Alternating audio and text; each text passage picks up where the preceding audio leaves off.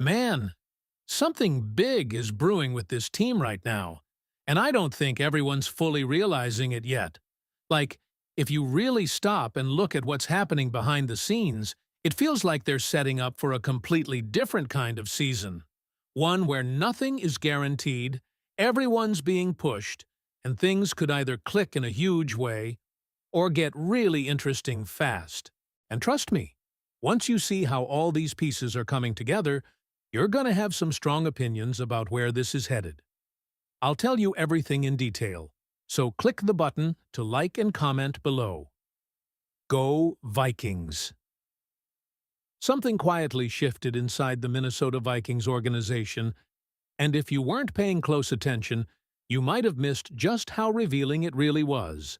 Because when Kevin O'Connell sat down and spoke openly about the quarterback room, this wasn't just another off-season update. This was a message, a calculated one, and it was directed not only at the locker room, but at every single person questioning the future of this franchise. He made it crystal clear. This is no longer about handing the keys to one guy and hoping it works. This is about building a standard, a competitive environment where every quarterback in that room is pushed to reach a level that wins games, consistently. And that starts with J.J. McCarthy. O'Connell didn't sugarcoat anything. He told McCarthy directly that the goal is to elevate the entire room. Not protect him. Not guarantee anything. Elevate everyone. Because in his eyes, when the Vikings get just baseline quarterback play, nothing elite, nothing MVP level, they win. And history backs that up. With Kirk Cousins, this team won 13 games. With Sam Darnold healthy through 2024, they won 14. That's not coincidence. That's a system working exactly how it's designed. But here's where things get interesting. Because beneath that confidence, there's also an underlying challenge. O'Connell is essentially saying, if you give me stability at quarterback, I'll give you wins. And that puts pressure, not just on McCarthy, but on every option in that room, including Carson Wentz. His return wasn't about controversy. It wasn't about replacing McCarthy. And it definitely wasn't about shaking up the depth chart for headlines. It was about insurance and, more importantly, experience. Wentz brings something that can't be taught overnight. He's been inside multiple systems, learned from elite coaching staffs, and most recently absorbed knowledge in environments alongside names like Patrick Mahomes. That matters, not just on Sundays, but in meetings, film sessions, and the daily grind that makes up 90% of NFL life. And that's the part fans often overlook. This move signals that the Vikings are preparing for every possible scenario. If things go perfectly, great. But if they don't, they're not scrambling. They're ready. Now, layer in Kyler Murray. And suddenly, this quarterback situation becomes one of the most fascinating storylines in the entire league. Because now, it's not just about who starts. It's about how this offense evolves.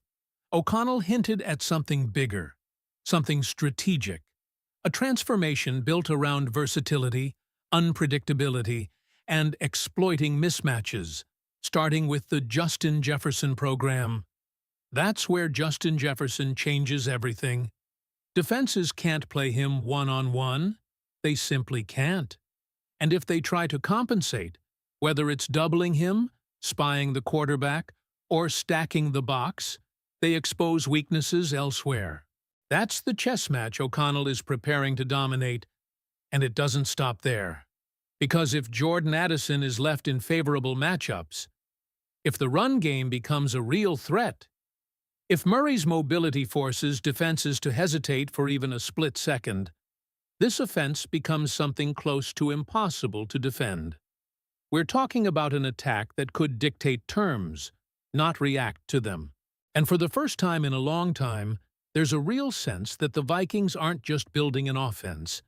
They're engineering a problem no defense wants to solve. But here's the real question. And it's the one nobody inside the building is answering publicly. Who actually steps up when it matters most? Is it McCarthy, developing into the future face of the franchise? Is it Murray, reclaiming his place among the league's elite? Or does a veteran like Wentz end up playing a bigger role than anyone expects? Because, make no mistake, this competition O'Connell keeps talking about, it's very real, and it's going to define the Vikings' 2026 season. So, let me ask you this. If you had to choose right now, who do you trust as QB2 behind Kyler Murray?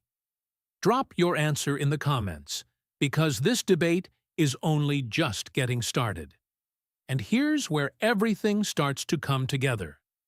And at the same time, where the pressure inside Minnesota quietly reaches another level.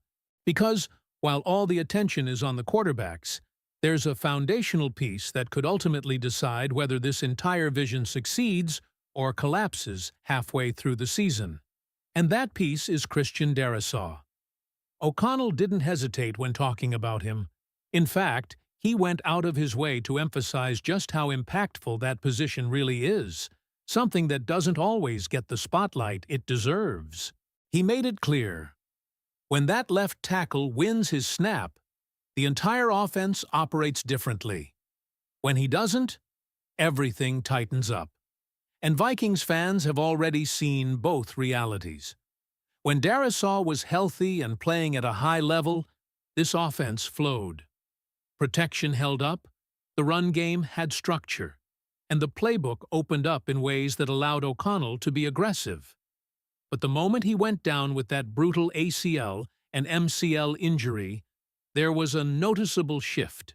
The unit didn't collapse, but it absolutely took a step back. That's why this upcoming season isn't just important for Darrisaw. It's defining. Can he stay healthy for 17 games?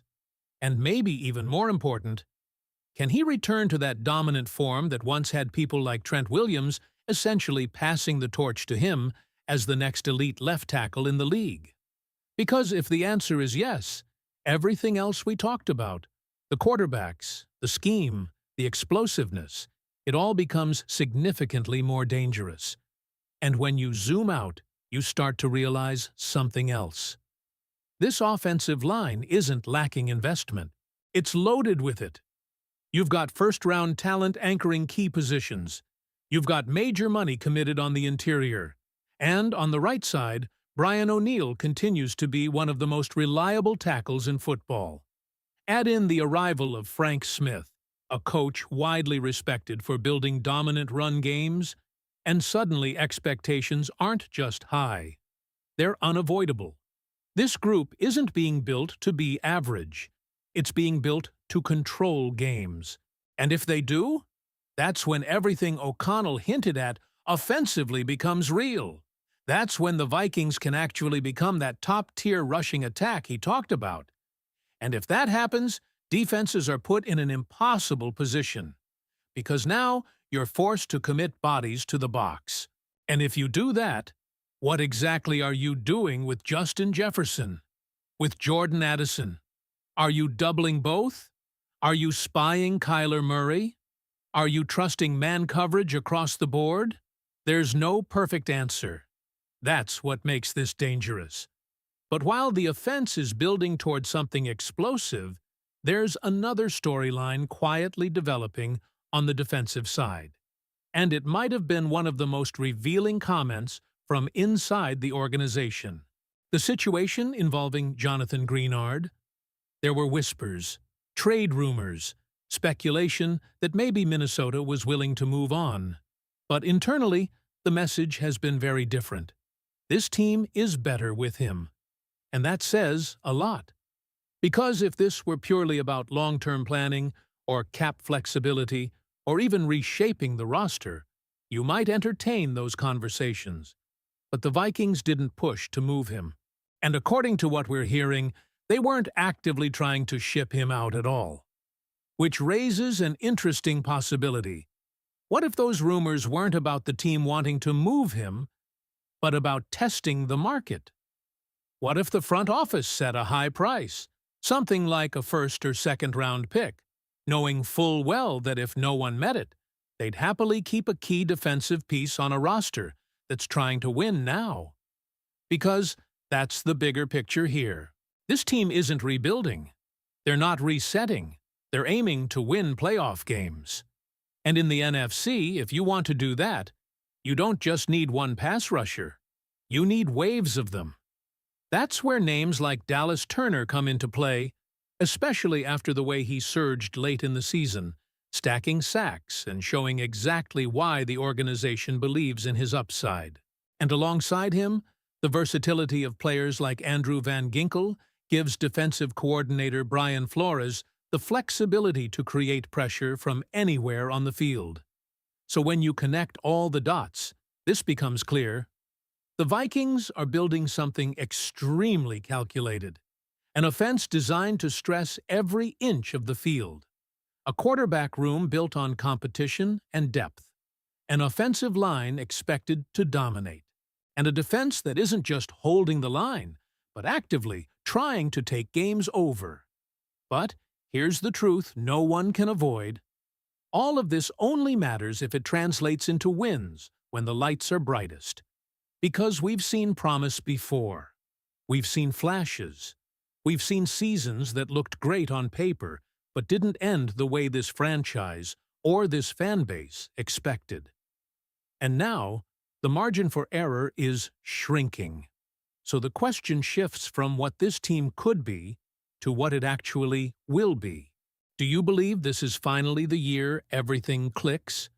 Do you trust this quarterback plan? And more importantly, do you think this roster is built to make a real playoff run? Drop your thoughts below. Smash that like button if you're riding with the Vikings this season, and make sure you subscribe, because if this team delivers on what we're seeing right now, you're not going to want to miss a single second of what's coming next.